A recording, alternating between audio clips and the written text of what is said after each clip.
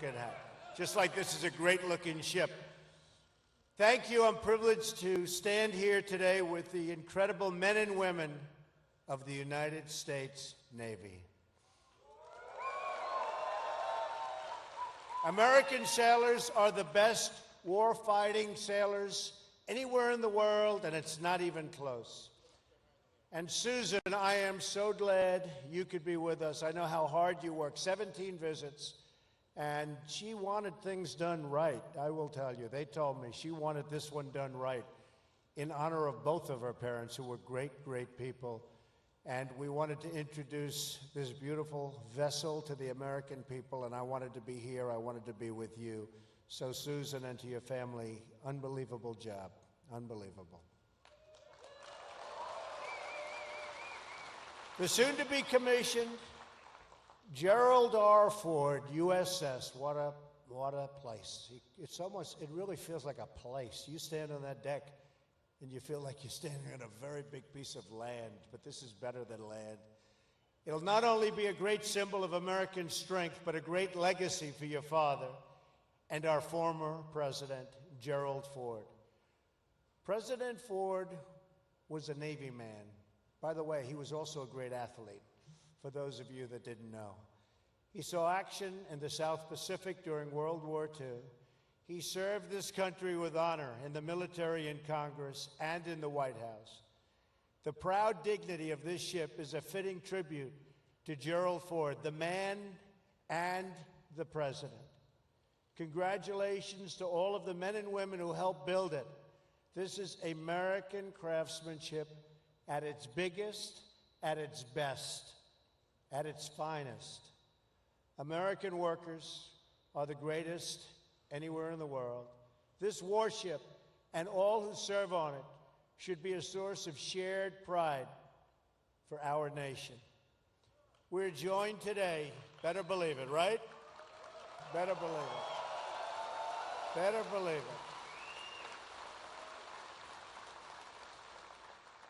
And by the way, we're going to soon have more coming.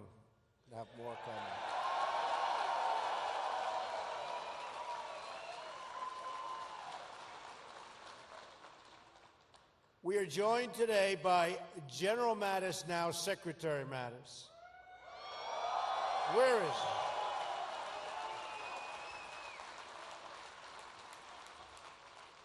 Who will be charged with overseeing this great rebuilding of our military might. We will give the men and women of America's armed services the resources you need to keep us safe. We will have the finest equipment in the world, planes, ships, and everything else. We are going to have, very soon, the finest equipment in the world.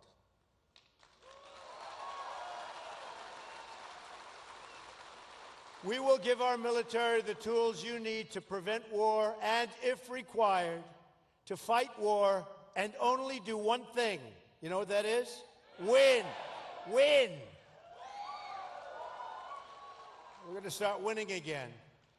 Admiral John Richardson, Chief of Naval Operations, is with us today as well. Great gentleman.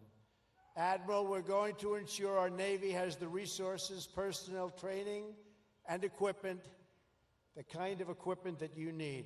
So congratulations, Admiral, and a lot more is coming.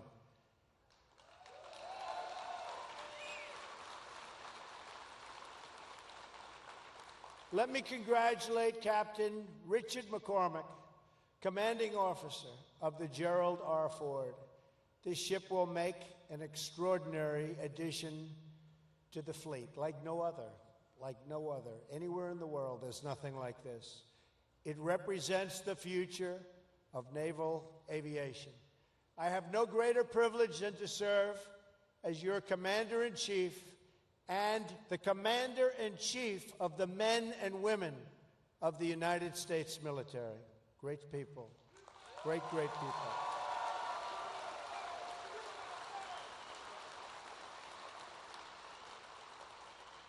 I salute you, and I salute our sailors. I will always support you and your mission. I will never, ever let you down. And I also have to recognize Mike Petters, President and CEO of Huntington Ingalls Industries, along with Matt Mulheron, President of Newport News Shipbuilding. They won't let you down either. They're not going to let you down either.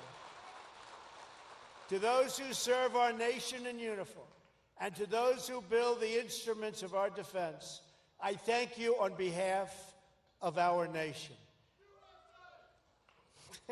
I agree. Our carriers are the centerpiece of American military might overseas. We are standing today on 4.5 acres of combat power and sovereign U.S. territory, the likes of which there is nothing to compete. There is no competition to this ship. It is a monument to American might that will provide the strength necessary to ensure peace.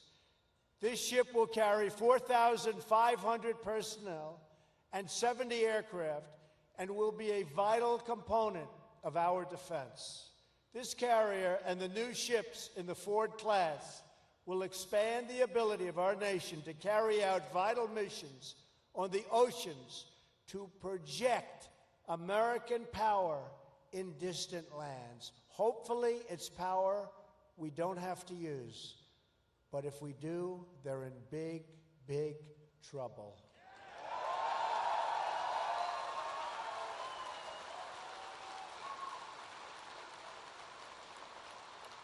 This great aircraft carrier provides essential capabilities to keep us safe from terrorism and take the fight to the enemy for many years in the future.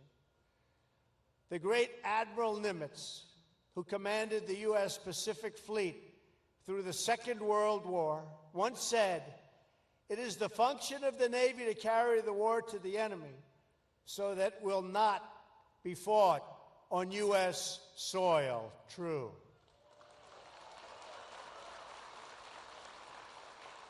And it was under Admiral Nimitz's command 75 years ago this June that the Navy did just that.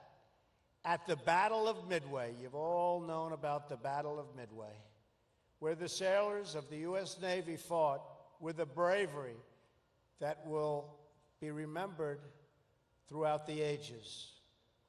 Storied bravery throughout the ages. The backbone of the American fleet at Midway was 3 beautiful aircraft carriers, the Yorktown, the Enterprise, and the Hornet. All 3 were built with American hands right here at the Newport News shipyard.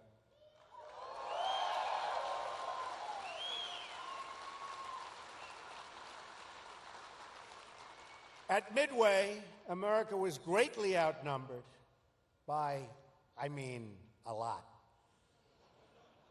And its fleet badly damaged, but the heroic deeds changed the course of history. Many brave Americans died that day, and through their sacrifice, they turned the tide of the Pacific War. It was a tough tide. It was a big tide. It was a vicious tide, and they turned it. Countless other Americans in that war, some of them parents and grandparents to people in this room today, came home thanks to their very heroic deeds. The sailors at Midway are part of a long line of American heroes, an unbroken chain of patriots from each generation to the next, who rose to defend our flag and our freedom. That legacy continues today as American warriors protect our people from the threat of terrorism. On Tuesday, in my address to a joint session of Congress, I asked Congress to eliminate the defense sequester and to support my request for a great rebuilding of the United States military and the United States Navy.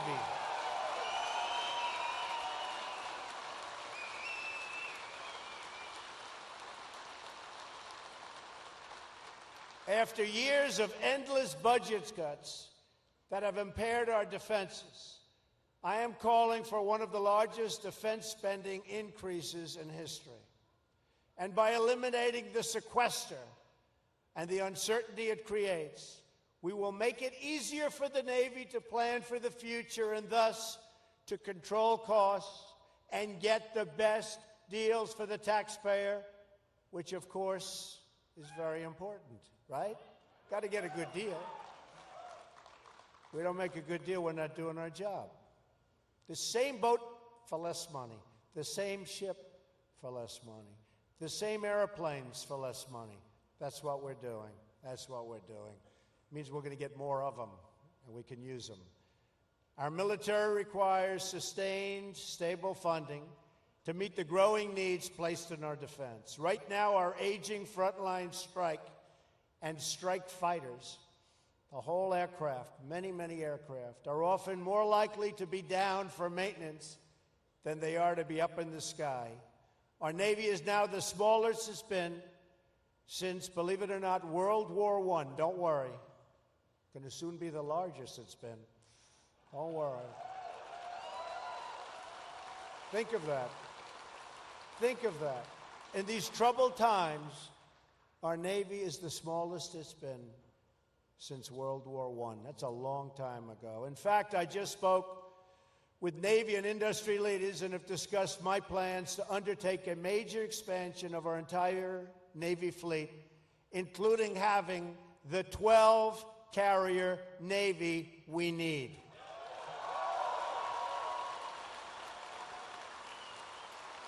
We also need more aircraft, modernized capabilities, and greater force levels. Additionally, we must vastly improve our cyber capabilities. This great rebuilding effort will create many jobs in Virginia and all across America, and it will also spur new technology and new innovation.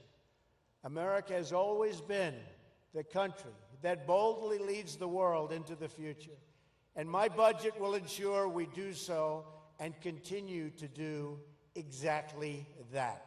American ships will sail the seas. American planes will soar the skies. American workers will build our fleets.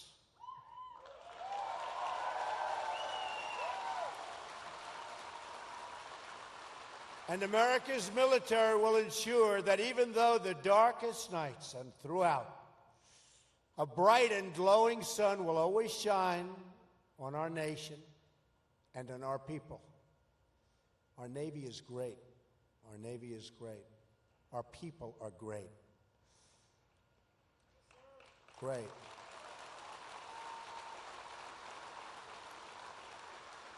Our republic will meet any challenge, defeat any danger, face any threat, and always seek true and lasting peace.